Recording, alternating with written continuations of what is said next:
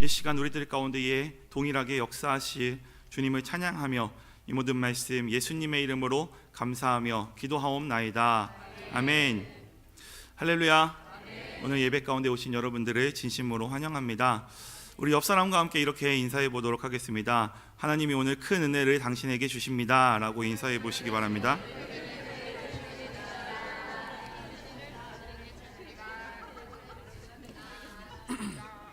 하나님이 오늘 우리들 예배 가운데 그리고 우리들의 심령 가운데 큰 은혜 주시기를 예수님의 이름으로 축복합니다. 여러분, 제가 요즘 참 바쁘게 사는 것 같습니다. 네, 태어나서 이렇게 바쁘고 힘들었던 적이 몇 번 없었던 것 같은데 요즘 눈코 뜰 새 없이 바쁩니다. 특히나 가장 어렵게 생각하는 건 뭐냐면 설교를 만드는 일이에요. 설교를 만드는 일. 제가 설교를 만드는 일에 좀 시간을 많이 쓰고 그리고 집중을 좀 많이 하는 편이에요. 이번 주도 일주일보다 설교의 숫자가 더 많았던 것 같습니다. 지난주도 날 수보다 설교의 숫자가 많았던 것 같고요. 이번 주가 최고로 많이 설교를 최고로 많이 한 주간인 것 같습니다. 그리고 제가 힘들어갖고 이제 제 컴퓨터 앞에 딱 앉아서 왼쪽을 딱 보는데 왼쪽에 한 책이 제 눈에 딱 들어옵니다.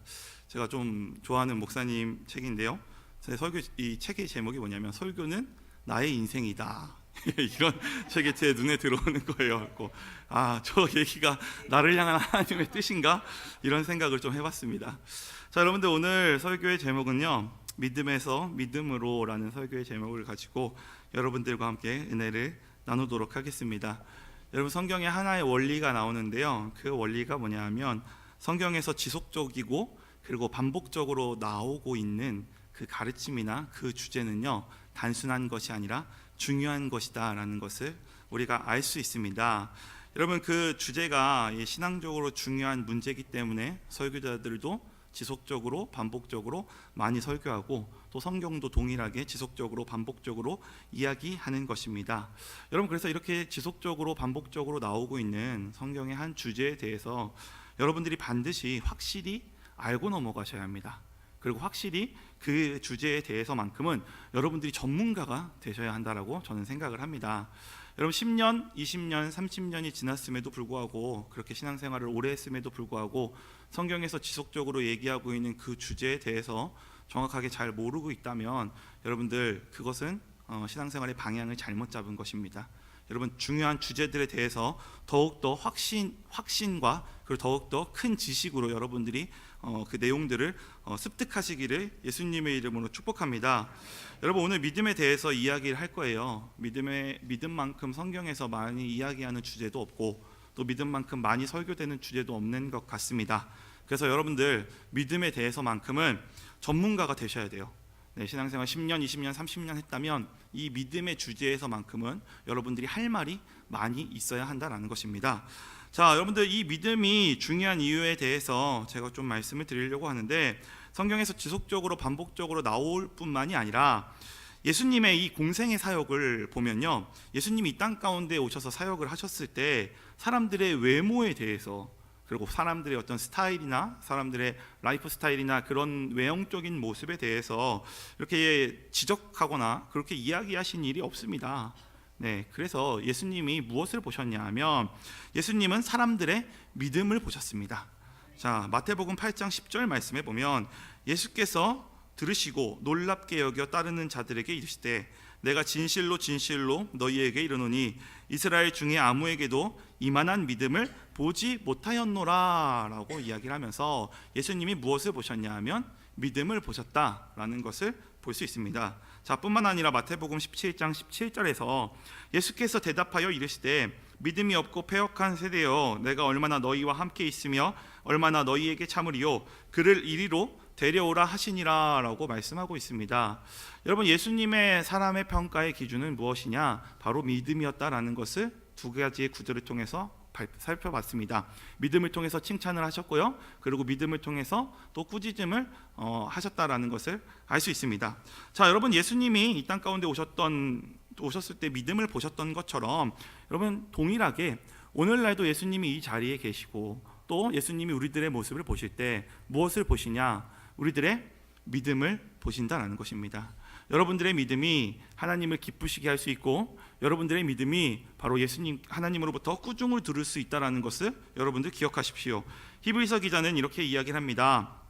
믿음이 없이는 하나님을 기쁘시게 하지 못하나니 하나님께 나아가는 자는 반드시 그가 계신 것과 또한 그가 자기를 찾는 자들에게 상 주시는 이이심을 믿어야 할지니라. 아멘. 자, 상의 기준은 무엇이냐? 바로 믿음입니다. 믿음이 있으면 하나님을 기쁘시게 할 수 있고 믿음이 없으면 하나님을 기쁘시게 할 수 없다라고 히브리서 기자가 이야기를 합니다. 여러분, 이뿐만이 아니라 예수님의 재림 때 예수님이 이 땅 가운데 다시 오셔서 사람들의 무엇을 보냐? 누가복음 18장 8절 말씀에 보면 내가 너희에게 이르노니 속히 그 원한을 풀어주리라. 그러나 인자가 올 때에 세상에서 믿음을 보겠느냐 하시니라. 아멘.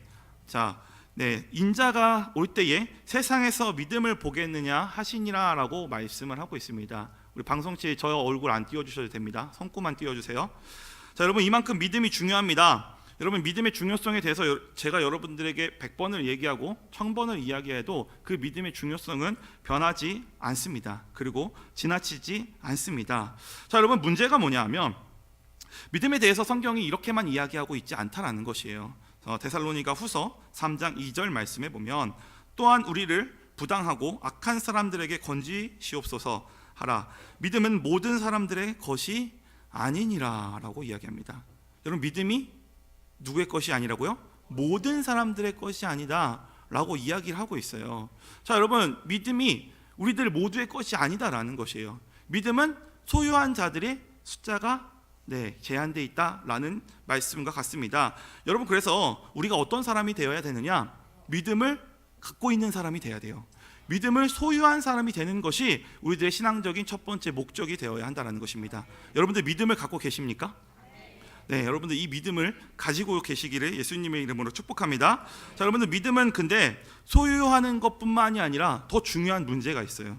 야고보서 2장 19절 말씀에 보면 내가 하나님은 한 분이신 줄 믿느냐? 잘하는도다. 귀신들도 믿고 떠느니라 라고 이야기합니다. 누구의 믿음이 나오고 있죠?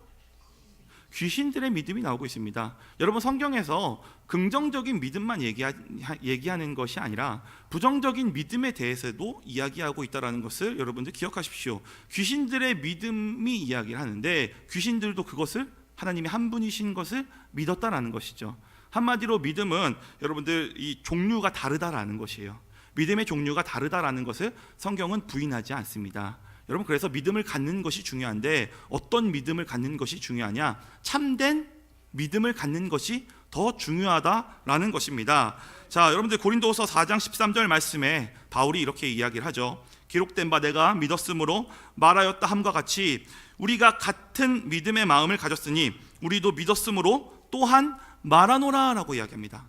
바울이 뭐라고 이야기하냐면 같은 믿음에 대해서 이야기하고 있습니다. 바울 자신과 같은 믿음을 가져라, 이런 얘기죠. 자, 디도서도 마찬가지입니다. 디도서 1장 4절 말씀에 같은 믿음을 따라 나의 참 아들 된 디도에게 편지하노니 하나님 아버지와 그리스도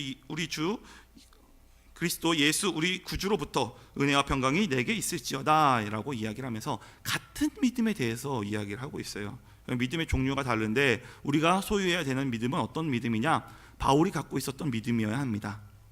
우리가 가져야 하는 믿음은 바울과 같은 믿음이 참된 믿음이다라는 것을 알 수 있습니다. 여러분, 그래서 참된 믿음을 소유하실 수 있기를 예수님의 이름으로 축복합니다. 자, 그러면 참된 믿음이 무엇인가? 바울의 이야기를 들어봐야 되죠. 왜냐하면 바울이 참된 믿음, 즉 나와 같은 믿음이 참된 믿음이다, 이 믿음을 가진 자들이 은혜와 평강이 있을 것이다 라고 이야기를 했기 때문에 바울이 얘기한 그 자신과 같은 믿음이, 그 참된 믿음이 무엇인지 오늘 본문 말씀을 통해서 여러분들과 함께 나누려고 합니다.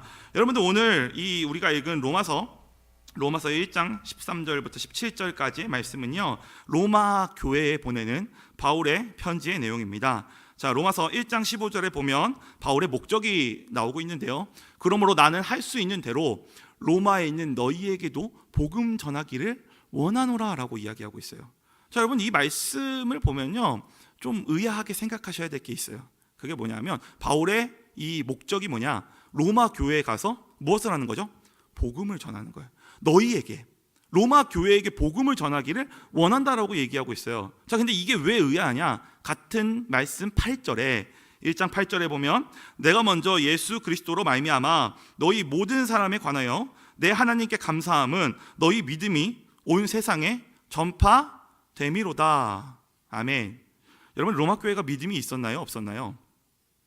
8절에 보면 로마 교회는 믿음을 갖고 있는 교회였다라는 것이에요. 그래서 그 믿음의 소문이 이미 온 세상 가운데에 전파되었다라는 것입니다. 하지만 바울의 목적은 그들 가운데 가서 다시 한번 복음을 전하고 그가 가진 것들을 나누어 주는 것이었습니다. 여러분, 이 말씀은요, 어떤 의미냐? 이 말씀이 오늘날 우리들 가운데에 어떤 의미를 주냐 하면, 여러분, 우리가 복음을 대부분 불신자들을 대상으로 전하는 거라고 생각을 할 수 있습니다. 여러분, 그러나 복음은요, 불신자들한테만 전할 뿐만이 아니라 어디에다 전해야 되느냐? 교회 가운데 전할 수 있어야 된다는 것이에요. 교회 가운데 다시 전하고, 그리고 그 교회로 하여금 튼튼히 서갈 수 있도록 복음을 다시 한번 전하는 것이 바울의 목적이었다라는 것을 알 수 있습니다. 여러분, 복음은요, 한 번 듣는 것만으로 절대로 충족되지 않습니다. 자, 믿음도 동일합니다. 설교 한 번 듣는 것만으로, 복음에 대한 설교 한 번 듣는 것만으로 충분하지 않습니다. 믿음 또한 동일합니다. 믿음에 대한 설교를 한 번 듣는 것만으로 충분하지 않습니다. 믿음에 대해서 지속적으로 그리고 반복적으로 들어야지 우리가 이 믿음이 뭔지, 그리고 복음에서 요구하는 그 믿음이 무엇인지에 대해서 더욱더 확실하게 알 수 있을 것입니다. 자, 그래서 오늘은 이 참된 믿음, 즉 바울이 갖고 있었던 그 복음 안에 나타난 그 믿음이 무엇인지에 대해서 조금 더 구체적으로 살펴보길 원하는데요. 자, 오늘 내용들에 보면 바울이 전하고자 했던 복음의 내용을 보면 그가 어디를 인용하고 있냐면 구약 성경의 하박국을 인용하고 있습니다. 자, 그래서 이렇게 이야기하죠. 복음에는 하나님의 의가 나타나 믿음에서 믿음에 이르게 한다 라고 이야기합니다. 자, 복음은 어떤 것이죠? 하나님의 의가 나타나서 믿음에서 믿음에 이르게 한다. 자, 여러분, 이 말씀이 뭔가 수수께끼 같지 않으세요? 하나님의 의가 나타나서 믿음에서 믿음에 이르게 한다. 믿음을, 그냥 하나님의 의가 나타나서 믿음을 갖게 한다, 이렇게 얘기하면 좀 이해가 되는데, 하나님의 의가 나타나서 믿음에서 믿음에 이르게 한다라는 이 성구를 이야기하고 있습니다. 자, 오늘 그래서 여러분들과 믿음에서 믿음에 이르게 한다라는 그 믿음이 무엇인지 네 가지로 여러분들과 나누려고 합니다. 여러분, 첫 번째, 하나님의 의라는 것은 어떤 것이냐? 바로 예수님을 이야기합니다. 자, 예수님을 믿는 그 믿음이 바로 참된 믿음입니다. 자, 그런데 거기에서 멈추면 되는 것이 아니라 복음은 이 하나님의 의인 예수님을 믿는 것에서 시작하여 또 다른 믿음 가운데에 이르러야 합니다. 그것이 바울이 전한 복음의 참된 내용이다라고 볼 수 있는데요. 믿음에서 믿음에 이른다는 이 참된 믿음, 그거에 대한 첫 번째 얘기가 어떤 것이냐? 첫 번째, 믿음으로 믿음에 이른다는 첫 번째 의미는, 여러분, 이 믿음은요, 우리가 믿음으로 시작하지만 우리가 이르러야 하는 첫 번째 믿음은 영접하는 믿음입니다. 여러분, 따라해 보실까요? 영접하는 믿음. 영접하는 믿음이다라는 것입니다. 요한복음 1장 12절 말씀에 영접하는 자, 곧 그 이름을 믿는 자들에게 하나님의 자녀가 되는 권세를 주셨으니 라고 되어 있습니다. 여러분, 그래서 우리가 예수님에 대해서 생각할 때 단순히 예수님의 역사적인 사실과 예수님의 존재 유무를 지적으로 동의하는 것이 성경이 요구하는 믿음이 아닙니다. 이거는 믿음에서 믿음에 이르게 하는 그 복음에 나타난 믿음이 아닙니다. 여러분, 그래서 예수님을 지적으로 믿는 그 믿음에서 시작했더라도 다음 단계로 도달하셔야 되는데, 그 믿음이 뭐냐? 여러분, 그 이름을 영접하는 거예요. 그 이름을 영접하는 믿음이 참된 믿음이다라고 볼 수 있습니다. 자, 그러면 그 이름을 영접한다라고 표현되고 있는데 이것에 대해서 두 가지를 생각해 봐야 돼요. 영접하는 자, 그 이름을 믿는 자들에게라고 되어 있는데, 첫 번째는 이름이에요. 이름인데 왜 이름이라고 표현했을까요? 그냥 예수라고 표현하면 되지 않을까요? 예수, 영접하는 자, 곧 그 예수를 믿는 자들에게는 이렇게 표현하면 좋겠는데 이름이다라고 표현하고 있다라는 것입니다. 여러분, 이것에는 의미가 있습니다. 이것이 왜 그러냐 하면, 여러분, 사도행전 2장 36절에 보면 그런즉 이스라엘 온 집은 확실히 알지니 너희가 십자가에 못 박은 이 예수를 하나님이 주와 그리스도가 되게 하셨느니라 하니라. 여러분, 예수님이 십자가에서 돌아가시기 이전에 예수님 앞에 그리스도 그리고 주라는 호칭이 붙었다가 안 붙었다, 붙었다가 안 붙었다 이럽니다. 자, 사도행전 예수님이 십자가에서 죽으시고 난 이후에 사도행전 2장 36절 이후에 예수님의 이름이 성경 안에 기록될 때는 어떻게 나오냐? 그리스도와 주라는 호칭이 같이 붙게 됩니다. 여러분, 그래서 영접한다라, 그 이름을 영접한다라는 의미는 예수님을 단순히 영접하는 것이 아니라 예수님의 그 이름, 즉 그리스도와 우리 주라는 이름을 받아들이는 거예요. 그것을 영접한다라는 것입니다. 자, 그러면 이름에 대해서 이야기했고, 자, 그리스도와 주, 그리스도 우리 주 예수, 이게 그 이름이라는 거예요. 예수님의 이름이 그리스도고, 그리고 예수님의 이름이 주라는 것입니다. 자, 이것과 함께 또 봐야 될 것은 뭐냐? 영접하다라는 의미입니다. 자, 영접하다라는 의미는요, 두 가지 의미를 내포하고 있습니다. 하나는 받아들이다라는 의미를 갖고 있고요, 또 하나는 붙잡다라는 의미를 갖고 있습니다. 여러분, 그래서 이 두 가지의 의미를 합치면, 그 이름과 영접하다라는 의미를 합치게 되면 예수님을 그리스도와 주로 받아들인다, 이런 의미가 되고요, 예수님을 구원자와 주인으로 붙잡는다라는 의미가 됩니다. 여러분, 그래서 그냥 믿음은 예수님에 대한 지적인 동의에서 멈추는 것이 아니라 예수님을 그리스도와 주로 받아들이는 것이에요. 그리고 예수님을 구원자와 주인으로 붙잡는 것이 바로 성경이 요구하고 있는 참된 믿음이다라는 것입니다. 자, 여러분, 그러면 예수님을 받아들일 때 우리가 기억해야 될 것은 뭐냐? 요한계시록 3장 20절 말씀인데요, 볼지어다 내가 문 밖에 서서 두드리노니 누구든지 내 음성을 듣고 문을 열면 내가 그에게로 들어가 그와 더불어 먹고 그는 나와 더불어 먹으리라. 아멘. 예수님이 우리들의 문을 두드리신다는 거죠. 근데 그 문을 열 수 있는 건 누구냐? 바로 우리라는 거예요. 우리가 문을 열지 않으면 예수님이 우리들 안에 들어오실 수가 없다라는 것입니다. 그래서 우리가 예수님을 먼저 그리스도와 주로 내 안에 받아들일 수 있어야 한다는 것입니다. 여러분, 뿐만 아니라 더 중요한 건 뭐냐? 바로 영접하다의 두 번째 의미입니다. 여러분, 영접하다라는 것은 단순히 받아들인 데서 멈추는 것이 아니라 제가 붙잡는 거라고 말씀을 드렸습니다. 여러분, 제가 요즘 새벽 예배 때, 이번 주 새벽 예배 때 누구에 대해서 설교했냐면 히스기야에 대해서 설교했다라는 것을 우리 새벽 예배 참여하시는 분들은 아실 거예요. 여러분, 근데 그 히스기야의 신앙적인 모습을 기록하는데 히스기야가 공동체적인 위기, 즉 나라적인 위기 가운데 위기의 상황이 발생됐을 때 히스기야가 하나님한테 기도합니다. 뿐만 아니라 히스기야의 개인적인 위기, 즉 질병에 걸려서 죽게 되었을 때 히스기야가 또 기도합니다. 여러분, 붙잡는다라는 것은 이런 의미를 담고 있는 거예요. 우리의 위기의 상황 가운데에 우리가 예수님을 구원자로 붙잡고 있느냐, 아니면 내가 세상적인 가치와 세상적인 방법을 붙잡고 있느냐, 이것에 대한 것들을 우리가 판단할 수 있어야 한다는 것입니다. 여러분들, 위기의 상황 가운데에 예수님을 붙잡고 계십니까? 여러분들, 위기의 상황 가운데에 세상적인 것을 혹시나 붙잡고 있는 것은 아닙니까? 나의 지식과 나의 경험과 내가 그동안 습득해온 그 돌파의 방법을 붙잡는 것은 예수님을 영접하는 것이 아닙니다. 여러분, 그래서 예수님을 영접하는 자는 바로 그리스도, 그 위기의 상황 가운데에 예수님을 붙잡는 것입니다. 여러분, 뿐만 아니라 예수님을 주인으로 또 붙잡을 수 있어야 하는데, 이것은 어떤 의미냐? 내가 내 인생을 내 마음대로 살지 않겠다는 거예요. 내가 예수님이 주인 대신 예수님을 붙잡을 때 예수님이 원하는 대로 끌려가는 인생을 살게 되는 것입니다. 예수님이 원하는 방향대로 끌려가는 인생을 사는 것이 바로 영접하는 것의 참된 믿음이다라는 것입니다. 여러분들, 그래서 예수님을 영접하는 그 믿음, 여러분들 그 믿음을 소유할 수 있기를 예수님의 이름으로 축복합니다. 두 번째, 믿음으로 믿음에 이른다는 두 번째 이 믿음은요, 바로 사랑으로 역사하는 믿음입니다. 자, 따라해 보겠습니다. 사랑으로 역사하는 믿음. 네, 사랑으로 역사하는 믿음인데요, 네 가지 성구를 같이 볼 거예요. 여러분들 집중해서 한번 보시기 바랍니다. 갈라디아서 5장 6절 말씀인데요, 그리스도 예수 안에서 할례나 무할례나 효력이 없을 때 사랑으로서 역사하는 믿음뿐이니라 라고 되어 있습니다. 자, 디모데후서 1장 5절인데요, 이 교훈의 목적은 청결한 마음과 선한 양심과 거짓 없는 믿음에서 나오는 사랑이거늘. 디모데후서 1장 5절이었고요. 그 다음에 고린도전서 13장 2절 말씀입니다. 모든 믿음이 있을지라도 사랑이 없으면 내가 아무것도 아니요. 에베소서 17장 18절 말씀인데요, 에베소서 9절이 잘못됐는데요, 2장. 네, 믿음으로 말미암아 그리스도께서 너희 마음에 계시게 하시옵고 너희가 사랑 가운데 뿌리가 박히고 터가 굳어져 능히 모든 성도와 함께 지식에 넘치는 그리스도의 사랑을 알고.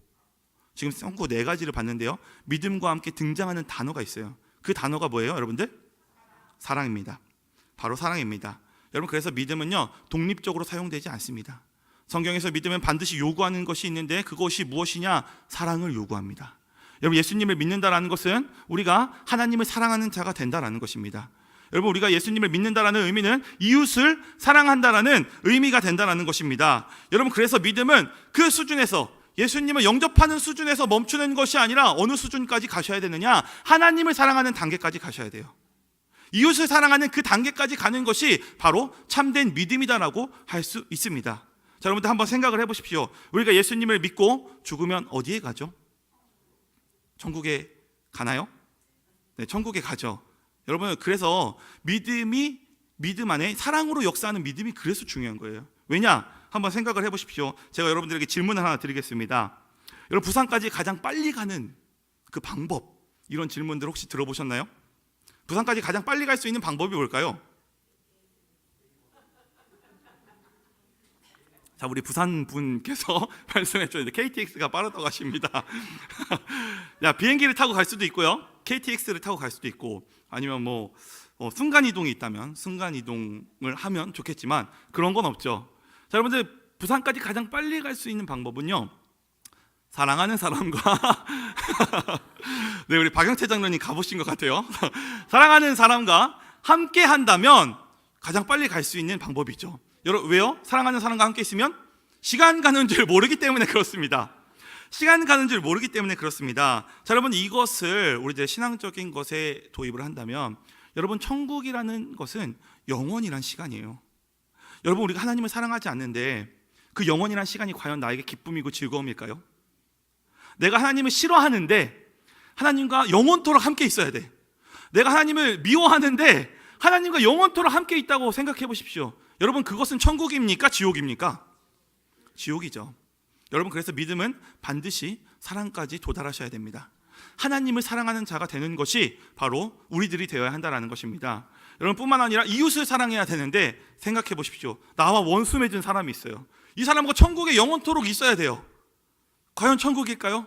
아니죠. 그래서 우리는 우리들의 형제 자매를 사랑하는 자가 되어야 한다는 것입니다.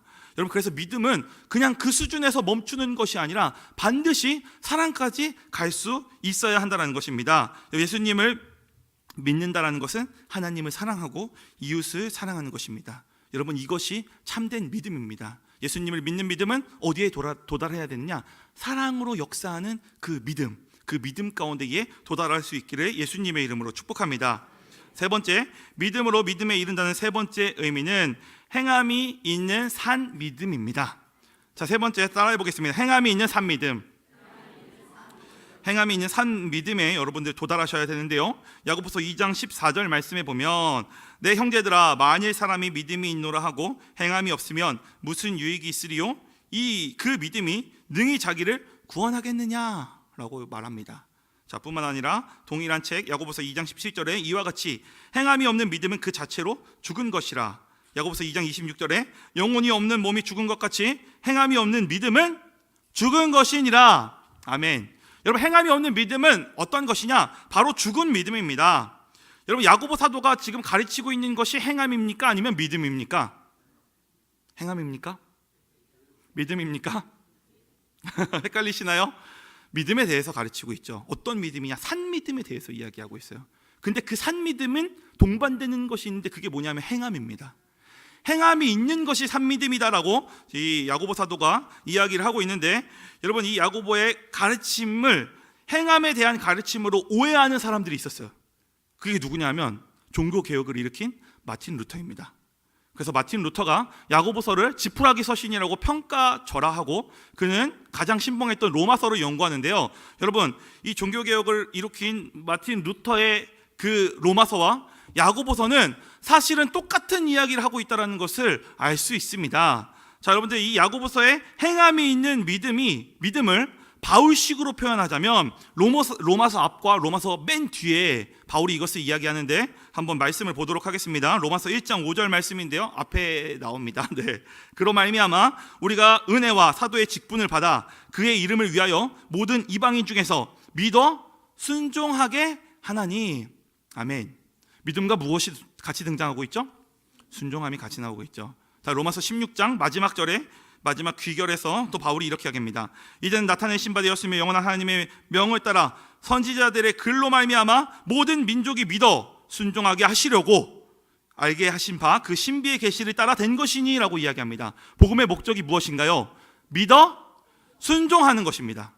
이것을 야고보식으로 표현하면 행함이 있는 산 믿음이다라는 것입니다. 여러분, 이 얘기는 믿음은 반드시 행함이 있어야 된다는 것입니다. 믿음은 반드시 순종이 있어야 된다는 것입니다. 여러분들, 말씀을 행하는 자가 되십시오. 하나님의 계명 가운데에 순종하는 자가 되시기를 바랍니다. 그냥 믿기만 하는 것이 아니라 순종하고 행하는 믿음이 참된 믿음이다. 여러분, 이 마음을 가지실 수 있기를 예수님의 이름으로 축복합니다. 마지막 네 번째인데요, 믿음으로 믿음에 이르게 한다라는 이 네 번째 의미는, 자, 믿음은요, 이 성경에서 요구하고 있는 믿음은 세상 가운데 승리하는 믿음입니다. 따라서 해볼까요? 세상 가운데 승리하는 믿음. 세상 가운데 승리하는 믿음입니다. 요한일서 5장 4절 말씀에 보면 무릇 하나님께로 난 자마다 세상을 이기느니라. 세상을 이기는 승리는 이것이니 우리의 믿음이니라 라고 되어 있습니다. 여러분들, 이 말씀을 좀 낱낱이 살펴보면 하나님께로 난 자, 하나님께로 난 자는 어떤 사람들입니까? 거듭난 사람들입니다. 참된 신자를 이야기합니다. 근데 그 참된 신자의 특징이 있는데 그것이 무엇이냐면 세상을 이기는 자가 되는 것이에요. 세상을 이기는 자가 되는 것인데 어떤 것으로 세상을 이기냐? 그가 갖고 있는 믿음으로 세상을 이긴다라고 이야기를 하고 있습니다. 자, 여러분, 그러면 여기 이 말씀에서 우리가 생각해 봐야 될 것이 있는데, 그러면 도대체 세상이 무엇이냐? 요한 사도가 얘기하고 있는 이 세상이라는 것이 과연 무엇인가에 대해서 우리가 살펴봐야 합니다. 요한일서 2장 16절 말씀인데요, 요한일서 2장 16절 말씀에 이 요한이 세상에 대해서 정의 내리는데 그것이 무엇이냐? 이는 세상에 있는 모든 것이 육신의 정욕, 안목의 정욕, 이생의 자랑이니 다 아버지께로 온 것이 아니요 세상으로부터 온 것이다 라고 이야기합니다. 세상이 뭐냐? 육신의 정욕, 안목의 정욕, 이생의 자랑이 세상이다 라고 요한이 얘기하고 있습니다. 한마디로 얘기하면 죄죠. 죄의 유혹입니다. 세상으로부터 오는 죄의 유혹이 바로 세상이다라는 것입니다. 여러분, 참된 믿음은 이런 것들 가운데서 승리하는 믿음이 바로 참된 믿음이다라는 것입니다. 여러분들, 우리가 믿음을 가졌다 하고 습관적인 죄를 짓거나 우리의 삶 가운데 해결되지 않는 죄의 문제들을 가지고 거기에 포기하는 것은 하나님이 원하시는 믿음이 아닙니다. 여러분, 죄와 싸우되 피 흘리기까지 싸우는 것이 히브리서 기자의 권면입니다. 우리들 가운데 있는 죄악들과 싸우셔야 돼요. 죄악들로부터 승리하셔야 돼요. 이 승리하는 자가 가는 곳이 바로 천국입니다. 여러분, 그래서 우리의 믿음은, 우리의 참된 믿음은 육신의 정욕, 안목의 정욕, 이생의 자랑으로부터 승리하는 믿음이다라는 것을 여러분들 기억하십시오. 그래서 여러분들 믿음으로 이 죄의 유혹, 세상의 유혹을 뿌리치고 승리하는 자가 되어야 한다는 것입니다. 이 믿음을 가질 수 있기를 예수님의 이름으로 축복합니다. 자, 지금까지 네 가지에 대해서 말씀을 드렸습니다. 첫 번째는 영접하는 믿음입니다. 두 번째는 사랑으로 역사하는 믿음입니다. 세 번째는 행함이 있는 삶 믿음입니다. 네 번째는 세상 가운데 승리하는 믿음입니다. 여러분, 이 네 가지를 요한 사도가 한 번에 정리하고 있는 내용이 있습니다. 요한일서 5장 1절부터 5절까지의 말씀인데요, 예수께서 그리스도이심을 믿는 자마다 하나님께로부터 난 자니 또한 낳으신 이를 사랑하는 자마다 그에게서 난 자를 사랑하느니라. 믿음에서 믿음에 이르게 한다. 예수님을 믿는 믿음이 우리들을 하나님께로부터 난 자로 만듭니다. 그리스도와 주인으로 영접하는 그 믿음이 우리들을 거듭나게 합니다. 자, 근데 거듭나는 데서 멈추는 것이 아니라 낳으신 이를 사랑하는 자마다 그에게서 난 자를 사랑하느니라. 하나님을 사랑하고 이웃을 사랑하는 자가 된다라는 것입니다. 2절 말씀을 보면 우리가 하나님을 사랑하고 그의 계명들을 지킬 때에 이로써 우리가 하나님의 자녀를 사랑하는 줄을 아느니라. 하나님을 사랑하는 것은 이것이니 우리가 그의 계명을 지키는 것이라. 그의 계명들은 무거운 것이 아니로다. 어떤 것이죠? 하나님을 사랑하는 데서 멈추는 것이 아니라 그의 계명들을 지키는 자가 되는 거예요. 행함이 있고 순종하는 자가 되는 것입니다. 자, 그래서 4절 말씀에 보면 무릇 하나님께로 난 자마다 세상을 이기느니라. 세상을 이기는 승리는 이것이니 우리의 믿음이니라. 예수께서 하나님의 아들이심을 믿는 자가 아니면 세상을 이기는 자가 누구냐라고 이야기하고 있습니다. 여러분, 저 짧은 구절 안에 믿음에 대해서 4가지의 믿음에 대해서 다 다루고 있다는 것을 여러분들 기억하십시오. 여러분, 그래서 믿음은 단순히 지적인 동의에서 멈추는 것이 아니라 예수님을 구원자와 주인으로 영접하고 그리고 예수님을 붙잡는 것입니다. 여러분, 믿음은 단순히 지적인 동의가 아니라 바로 사랑하는 것입니다. 하나님을 사랑하고 이웃을 사랑하는 것이 참된 믿음입니다. 여러분, 믿음은 단순히 예수님에 대한 지적인 동의를 하는 것이 아니라 이 믿음은 반드시 행함과 순종이 따라야 하는 믿음이 참된 믿음입니다. 여러분, 뿐만 아니라 이 믿음은 지적인 동의가 아니라 죄의 유혹으로부터, 우리들 가운데 있는 죄로부터 승리하는 믿음이 참된 믿음이다라는 것입니다. 여러분, 이 4가지를 반드시 기억하실 수 있기를 예수님의 이름으로 축복합니다. 여러분, 결론입니다. 유다서 1장 20절 말씀입니다. 사랑하는 자들아, 너희는 지극히 거룩한 믿음 위에 자신을 세우며 성령으로 기도하며 라고 이야기합니다. 거룩한 믿음 위에 어떻게 하라고요? 자신을 세우며. 거룩한 믿음이다. 이 거룩한 믿음은 어떤 믿음이냐? 다른 믿음이에요. 종류가 다른 믿음을 이야기합니다. 여러분, 제가 서두에서 말씀을 드렸죠. 믿음은 종류가 다를 수 있다. 여기에서 세워야 하는 저 믿음은 어떤 믿음이냐면 참된 믿음입니다. 거룩한 믿음, 구별된 믿음을 이야기합니다. 여러분, 오늘 설교의 제목이, 원래 제가 오늘 설교의 제목을 뭐라고 지으려고 했냐면 믿음의 4가지 기둥이었어요. 오늘 원래 설교의 제목은 제가 믿음의 4가지 기둥에 대해서 이야기를 하려고 했습니다. 믿음이 여기 있으면 이 믿음을 뒷받침하고 있는 4가지가 나와야 되는데 그것이 오늘 얘기한 4가지입니다. 여러분, 그래서 이 믿음 밑에 이 4가지의 기둥이 있음으로 인해서 우리가 이 믿음 위에, 거룩한 믿음 위에 우리 자신을 세울 때 이 믿음이 우리들을 영생 가운데로 인도한다라는 것을 여러분들에게 말씀드리고 싶었습니다. 여러분, 이 4가지의 기둥을 여러분들 세우시기 바랍니다. 이 믿음이 참된 믿음이고 이 믿음이 우리를 영생 가운데 이르게 하는 믿음이다라는 것을 기억하시고, 여러분들 주님의 날에 예수님이 이 땅 가운데 다시 오셨을 때에 이 4가지의 믿음 위에 서서 예수님께 이 믿음을 보여드릴 수 있는 저와 여러분이 되기를 예수님의 이름으로 축복합니다. 기도하도록 하겠습니다. 할렐루야. 살아계신 아버지 하나님 감사합니다. 거룩한 믿음 위에 너희 자신을 세우는 것이 하나님의 뜻이다라고 말씀하고 있는데, 하나님, 우리가 구별된 믿음 위에 우리들을 세우기를 원합니다. 이 믿음의 4가지의 기둥을 세우게 하시옵소서. 단순히 지적 동의 가운데 머무는 것이 아니라 예수님을 나의 구원자로 영접하는 자가 되길 원합니다. 예수님을 붙잡을 수 있는 자가 되길 원합니다. 뿐만 아니라 믿음에서 멈추는 자가 아니라 사랑 가운데 도달하길 원합니다. 하나님을 사랑하고 이웃을 사랑하는 삶을 살게 하여 주시옵소서. 뿐만 아니라 우리들의 믿음이 행함이 있는 믿음이 되길 원합니다. 하나님의 말씀 가운데 순종하는 믿음이 되길 원합니다. 하나님, 그리하여서 우리들의 삶 가운데 이 하나님의 놀라운 계획들이 이루어지게 하시옵소서. 하나님, 뿐만 아니라 우리가 이 땅 가운데 살아가는 동안 육신의 정욕, 안목의 정욕, 이 생의 자랑 가운데 빠지는 자가 아니라, 하나님, 우리가 이 죄의 유혹으로부터, 우리들 가운데 있는 죄로부터 승리하는 자가 되게 하시옵소서. 하나님, 이 4가지의 기둥을 우리들의 믿음 가운데 세우기를 원합니다. 잊어버리지 않고 이 기둥을 세움으로 하나님을 기쁘시게 해드리는 우리가 될 수 있도록 도와주시옵소서. 함께 하실 주님을 찬양하며 이 모든 말씀 예수님의 이름으로 감사하며 기도하옵나이다. 아멘.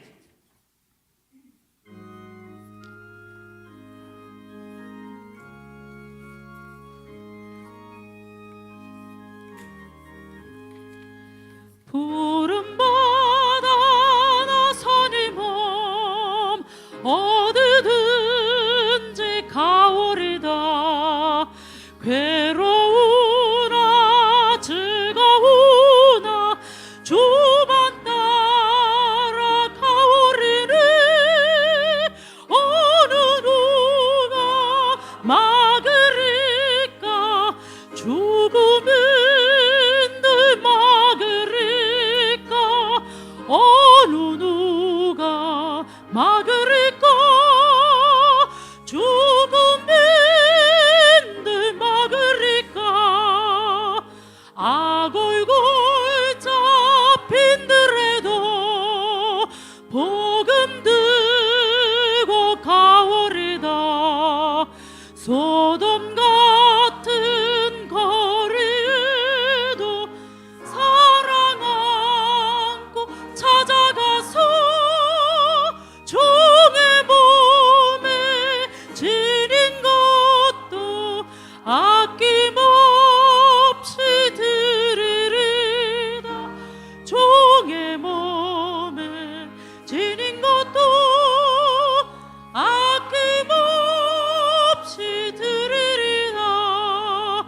존귀 영광 모든 권세 주님 홀로 받으소서. 멸시쳤네 십자가